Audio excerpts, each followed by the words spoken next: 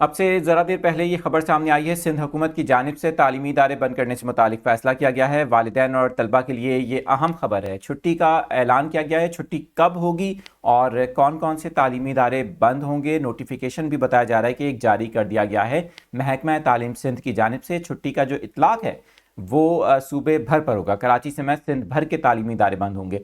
ہمارے وہ ناظرین جو یہ اپڈیٹ حاصل کر رہے ہیں یوٹیوب پر، تو آپ یوٹیوب چینل کو سبسکرائب کر کے بیل آئیکن پریس کر سکتے ہیں۔ اس کے علاوہ فیس بک، ٹک ٹاک اور انسٹاگرام پر بھی ہمیں جوائن کر سکتے ہیں۔ آپ کے ساتھ یہ اپڈیٹ شیئر کر رہے ہیں کراچی سے، جہاں پر محکمہ تعلیم سندھ کی جانب سے 14 فروری کو صوبے بھر میں تعلیمی ادارے بند رکھنے کا فیصلہ کیا گیا ہے۔ محکمہ تعلیم سندھ نے اس حوالے سے نوٹیفیکیشن جاری کیا ہے۔ آپ کو بتائیں کہ اس نوٹیفیکیشن کے مطابق شب برات کے موقع پر 14 فروری بروز جمعے کو تعطیل ہوگی۔